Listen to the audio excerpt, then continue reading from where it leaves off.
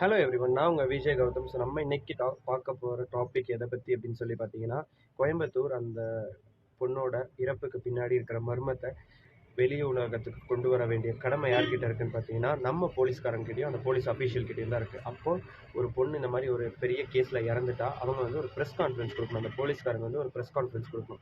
நான் அந்த கோயம்புத்தூர் இஷ்யூ பற்றி போட்டிருக்கும் போது ஒரே ஒரு கமெண்ட் மட்டும் இதை பற்றி வந்துருந்துச்சு. கௌதம், அந்த ப்ரெஸ் கான்ஃபரன்ஸில் அந்த போலீஸ் நடந்துக்கிட்ட பிஹேவியரை பற்றி நீ எதுவுமே பேசலை, எந்த ஒரு இடத்துலையுமே போடலை, அதை ஒரு வீடியோவாக மேக் பண்ணி கொடு கௌதம் அப்படின்னு சொல்லியிருந்தீங்க. ஸோ அந்த வீடியோ தான் இன்றைக்கி நம்ம பார்க்க போகிறோம். இருக்கிறதுலே த worst பிஹேவியர் த எவர். அதுதாங்க உண்மை. ஒரு எவ்வளோ ஒரு மனசுல ஈரமே இல்லாத ஒரு செயல். ஒரு குழந்தை செத்துருக்கு, அவங்க அம்மா, அவங்க ஃபேமிலி மெம்பர்ஸ் எப்படி வேணாலும் இருக்கும், அதெல்லாம் அப்பார்ட் ஃப்ரம் தட், ஒரு குழந்தை துடி துடித்து இறந்துருக்கு. அந்த ஒரு கேஸை வந்து நம்ம வெளி உலகத்துக்கு கொண்டு வர போகிறோம். அந்த கேஸ் பற்றின ஒரு அப்டேட்டை கொடுக்க போகிறோம். அந்த கேஸில் அடுத்து என்ன பண்ண போகிறோன்ற ஒரு அப்டேட்டை கொடுக்க போகிறோம். அதுக்கு நம்ம வெயிட் பண்ணிட்டு இருக்கோம். உங்ககிட்ட சீரியஸாக அந்த சோகமான ஒரு மூஞ்சி உங்களுக்கு வரலை அப்படின்னா, நீங்கள் சோகமாக வைக்கணும்ல இல்லை, நீங்கள் சிரித்து அந்த இடத்துல எவ்வளோ கேவலமான ஒரு செயலை பண்ணியிருக்கீங்க தெரியுமா? இருக்கிறதுலே த worst ஃபீல் எவர்.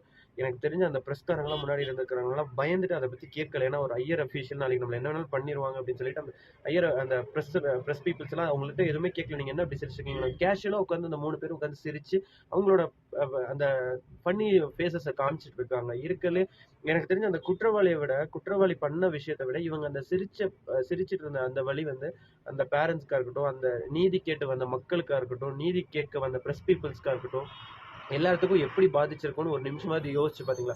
நீங்கள் சிரிச்சது தப்புன்னு நான் சொல்லலை. நீங்கள் சிரிக்க வேண்டிய நிலைமை, அந்த இடம், பொருள் எவ்வளோ இருக்குங்க, அந்த இடத்துல எப்படி பிஹேவ் பண்ணணும், இதெல்லாம் தாண்டி தான் வந்து நம்ம ஒரு ஒரு சொசைட்டியில் நம்ம லிவ் பண்ண முடியும். இந்த மாதிரி ஒரு கேவலமான செயலை அந்த போலீஸ்காரங்க பண்ணதுக்கு